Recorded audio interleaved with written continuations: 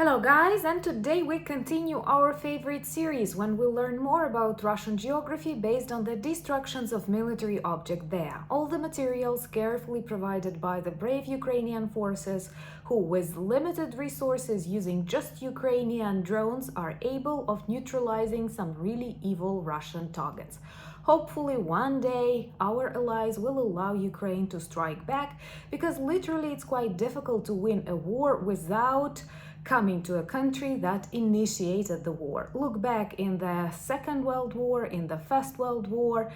Typically the war ended on the territory of the aggressor. And let's focus on this positive news. There were explosions on military objects in Bryansk, Lipetsk, and on the temporarily occupied territory of Crimea in Sevastopol, where we have destroyed a radio intelligence service and maybe even S-400 air defense. So let me tell you more about this, and also one more fake that I need to debunk, or better say misinformation that is spread over many European newspapers. I don't know what about US, is that 44% of Ukrainian citizens support the idea of negotiations with Russia. Actually, these headlines miss a very important addition. Let me tell you which in the video. My name is Anna and I vlog daily from Ukraine since the start of the brutal Russian invasion. So if you're new to the channel, you support Ukraine, please subscribe and help us fight against Russian propaganda and fake news. And my longtime friends, check your subscription status and hit notification button.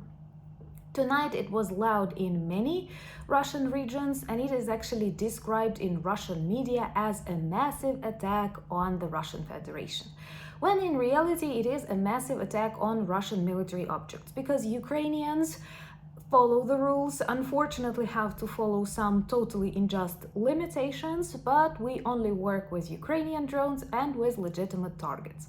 So today, Ukrainian drones visited military objects in temporarily occupied Sevastopol, which will soon return back to Ukraine. And you know, I'm convinced that Crimea will be the first Ukrainian territory to return from a Russian occupation.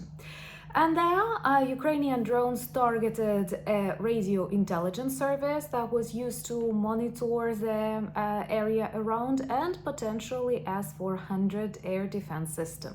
You know that actually the majority of Russian air defense systems are now in Crimea, and many of Russia is quite vulnerable. I'm sure they only protect Putin's bunkers. That's why it is not so difficult for Ukrainian drones to reach other Russian regions. And tonight it was Bryansk and it was Lipetsk. Both of these regions have already turned into a war zone, and I'm sure from my updates, from the headlines of your newspapers, you know that Russian regions like Rostov, like Belgorod, Bryansk, Lipetsk, Krasnodar are actually often under the attack of Ukrainian drones, and we neutralize lots of evil military objects that Russia has brought really close to the front lines, and these regions are bordering Ukraine. It is insane to think that we can win a war without crossing the Russian border or without targeting some objects further from the front lines. It doesn't work like that. You cannot literally win beating Russia in Ukraine without crossing the Russian border. That's why honestly I cannot understand the comments from Pentagon when they say they do not want this war to go further, to expand from Ukraine. We don't want it to go further westwards, but unfortunately it has to go eastwards to Russia. If you look back at the history of the Second World War, for example, you clearly understand that all ended with serious troubles for Berlin. Same must happen for Moscow.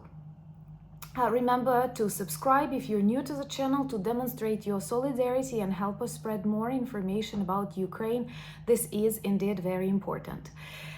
You may notice that I don't have my electricity right now, and many Ukrainian cities have blackouts 10, 13 hours per day. It's quite difficult. So of course, no air conditioning. The temperature is like plus 41.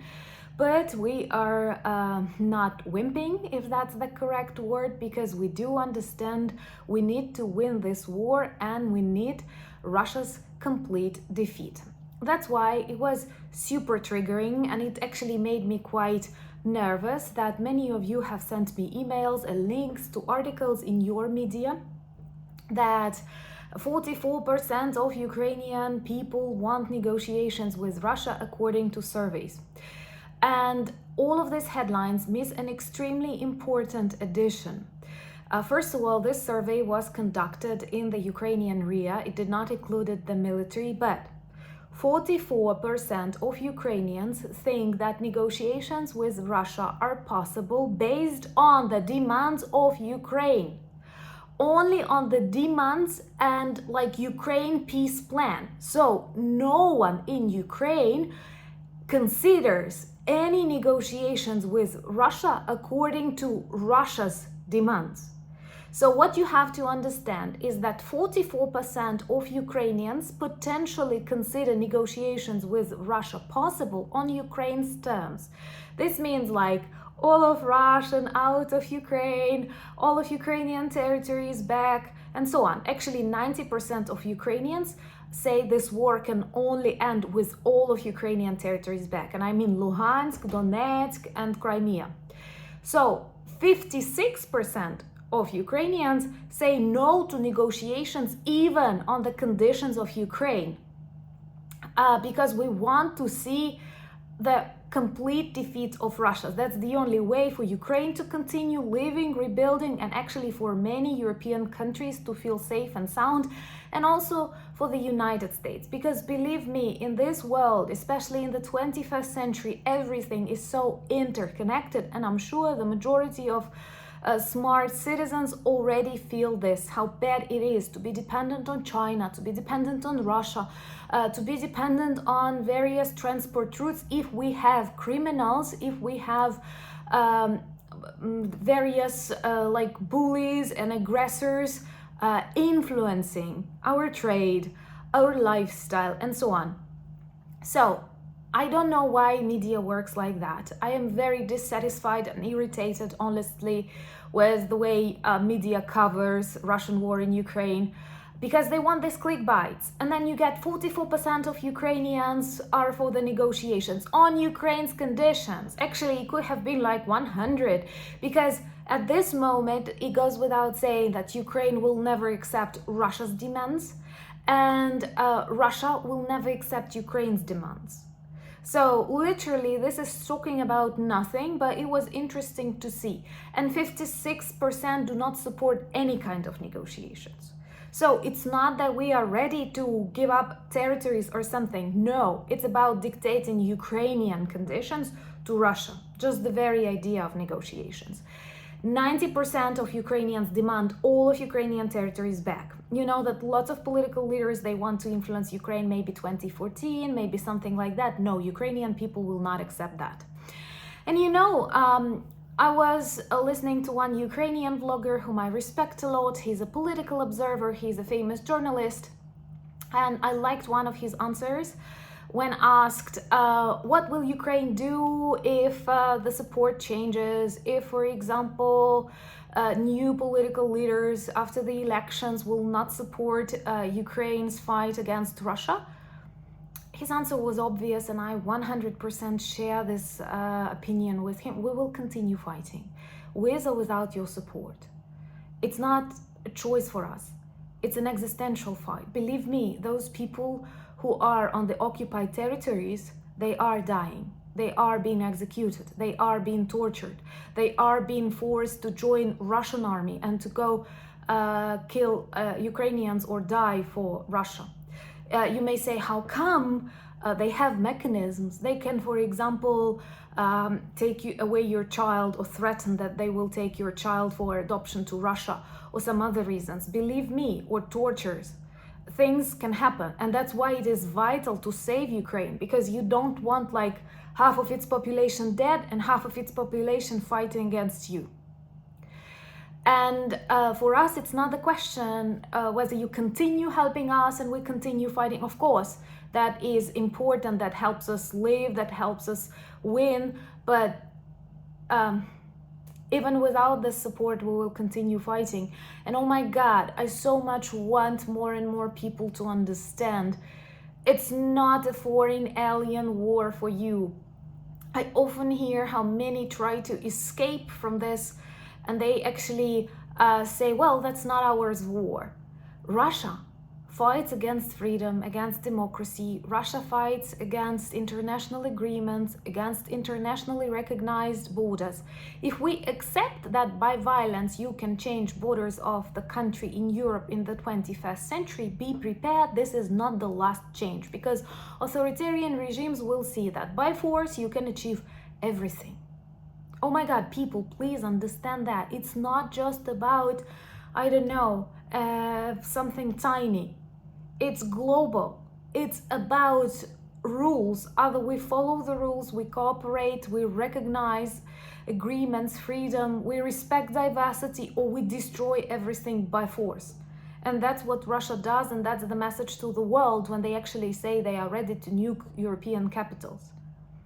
And after witnessing that Russia destroyed Children's Cancer Hospital in Ukraine, the ban to target 300 kilometers deep inside Russia, where they actually store all of that aircraft and all of that missiles that they used to destroy Ukrainian hospitals, this ban is not lifted.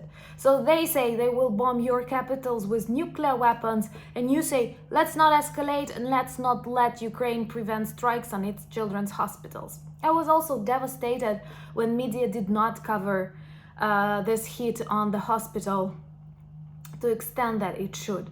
People are getting used to that, and when I'm also worried, people feel they cannot do anything about this evil, and it's better to pretend you don't see it. I'm sure many have come across difficult moral situations when you witness a kind of abuse or violence on the street and you don't know how to act.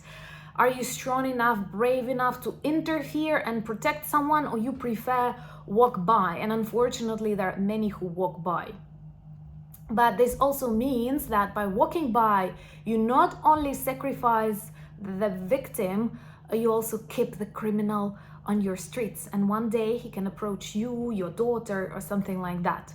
So I do hope that bravery and confidence and desire to protect human life, the desire to protect freedom of choice will dominate and will give strength to our leaders, because I see more support from people than from leaders, and I'm actually very grateful that on daily basis you speak about Ukraine, you help Ukrainian people, and you understand that it's not about saving Ukraine, it's about stopping Russia. Let's focus on that. It's about stopping Russia and defeating this evil so that other evil regimes sit silent and frightened. Please join the channel if you're new. This is important because we need more people to know about Ukraine and our fight against Russia, China, North Korea, Iran, and others. And I'm also on X, Threads, Twitter, and Discord, so you can join me there. We have a beautiful merch shop with lots of items that work well as reminders and conversation starters about Ukraine.